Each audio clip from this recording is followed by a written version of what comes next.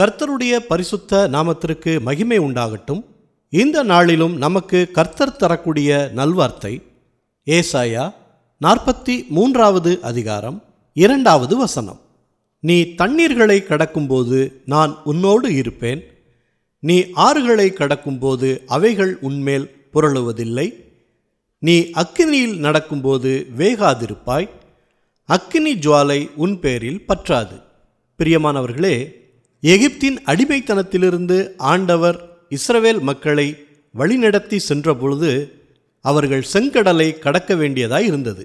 அப்பொழுது ஆண்டவர் அவர்களோடு இருந்து அந்த செங்கடலை பிளந்து அவர்களை வெட்டாந்தரையில் நடக்கச் செய்தார்.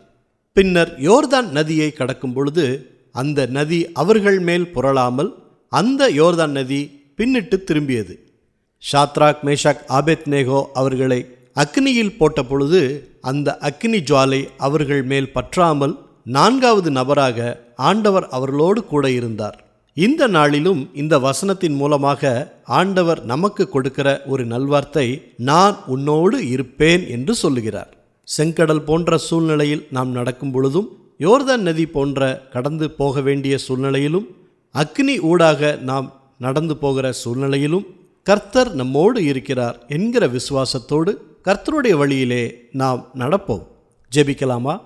நல்ல தகப்பனே, நீங்கள் கொடுத்த இந்த நல்வார்த்தைக்காக நன்றி செலுத்துகிறோம். செங்கடலை போன்ற சூழ்நிலையிலே நாங்கள் நடந்து போனாலும், அக்னியில் நடந்து போகக்கூடிய சூழ்நிலையில் நாங்கள் இருந்தாலும், எங்களோடு நீங்கள் இருப்பதால் அக்னி ஜுவாலை எங்கள் மேல் பற்றாமல், ஆறுகள் எங்கள் மேல் புரளாமல், எங்களை காத்துக்கொள்பவர் எங்களோடு இருக்கிறார் என்கிற விசுவாசத்தோடு சந்தோஷமாய் எல்லா காரியங்களையும் நாங்கள் முன்னெடுத்து செல்கிறோம்.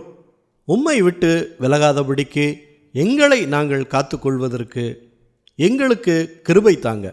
எல்லா துதி, கனம், மகிமை எல்லாவற்றையும் உமக்கே செலுத்துகிறோம். இயேசு கிறிஸ்துவின் நாமத்தினால் ஜெபிக்கிறோம் பிதாவே.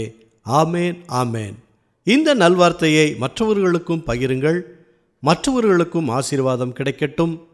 கர்த்தர் உங்களை அளவில்லாமல் ஆசீர்வதிப்பாராக.